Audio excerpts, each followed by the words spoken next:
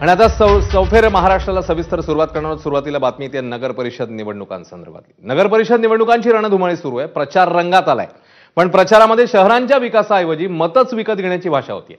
पदाचा दाखला देत मंत्री आमदारांना मतदारांना किंबहुना कधी धमकी देत आहेत तर कधी आमिष दाखवतात. निधीवरून उपमुख्यमंत्री अजित पवारांनी दिलेल्या धमकीनंतर आता पाणी पुरवठा मंत्री गुलाबराव पाटील यांचे एक वक्तव्य चर्चेत आले आणि वादाच्या भोवऱ्यात सापडले. नाशिकच्या भगूर इथल्या सभेत बोलताना गुलाबराव पाटलांनी शिवसेनेकडे असलेल्या नगरविकास खात्याची मतदारांना आठवण करून दिली आणि 1 तारखेला मतदारांना लक्ष्मी दर्शन होईल असं आमिष दाखवलंय. असं करून गुलाबरावांनी आचारसंहितेचा भंग तर केलाच आहे, पण लोकशाही देखील धाब्यावर बसवल्याचा आरोप करण्यात येतोय. विरोधी पक्षांनी यावरून सत्ताधाऱ्यांवर टीकेची झोड उठवली आहे. तर ज्यांच्याकडे नगरविकास खाते आहे ते उपमुख्यमंत्री एकनाथ शिंदे हे मात्र सारवासारव करण्याचाच प्रयत्न करताना पाहायला मिळाले.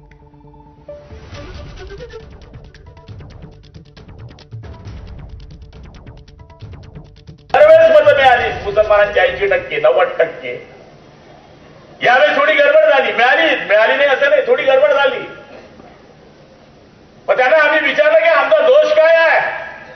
आणि आता तर नगर विकास खाता आपल्याकडे आहे. मे माल है नगर विकास में. माझी तर नगरपालिका आत्ता झाली नशिराबाद.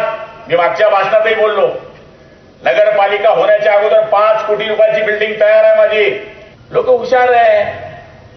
22 तारखेला मतदान होतं मागच्या वेळेस, 21 तारखेला आमदारकीचं, 20 तारखेला 18ला लई लक्ष्मी फिरली. दरदार उठ बघता काय झोपलायस, उठ मी आली आहे, तुला प्रसन्न होते.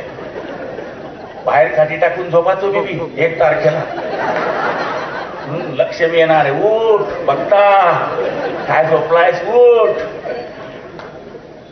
पण लोक समजदार आहे. हे महाराष्ट्रातलं भ्रष्टाचारी महायुतीचं जे सरकार आहे, हे कॉमेडी शो जो असतो त्या प्रकारे वागतात आहेत. जे भ्रष्टाचाराने कमवलेले पैसे हे वाटण्याचं काम हे लोक करणार आहेत. 10,000 रुपये एका वोटला द्यायचं या लोकांनी निर्णय केलेला आहे. त्यामुळे गुलाब पाटलांनी सहजतेनं सांगितलेलं आहे की तुम्ही 1 तारखेला घराच्या बाहेर झोपा म्हणजे लक्ष्मी तुमच्याकडे येईल. आम्ही छोटी छोटी जी शहरं आहेत ती डेव्हलप झाली पाहिजे, त्यांचाही विकास झाला पाहिजे, त्यांचे विकास आराखडे मंजूर झाले पाहिजे याकडे आम्ही कटाक्षाने पाहतोय. आणि मोठी शहरं विकसित होतात, पण छोटी शहरं जी आहेत निधी अभावी विकसित होत नाहीत. त्यांना देखील मोठ्या प्रमाणावर निधी दिलाय, यापुढेही निधी देणार.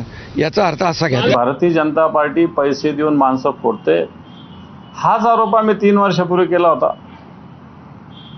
हे जेव्हा फुटले होते तेव्हाच आरोप आम्ही हाच केला होता की भारतीय जनता पार्टी सत्तेचा संपत्तीचा वापर करून माणसं फोडते. आता यांचे माणसं फुटल्यावर यांना हा त्रास लक्षात आला. यांना हा त्रास 5वीलाच पुजलेला लक्षात येतोय. जेव्हा स्वतःवर बितते त्यावेळेस हा त्रास त्यांना लक्षात आलेला आहे. नाही, शेवटी निवडणुकीमध्ये बोलावं लागतं, पण कुठलाही निधी हा देवेंद्रजी, एकनाथजी, अजितदादा असे मिळून ठरवतात कोणाला किती निधी द्यायचा, कोणत्या नगरपालिकेला काय द्यायचं.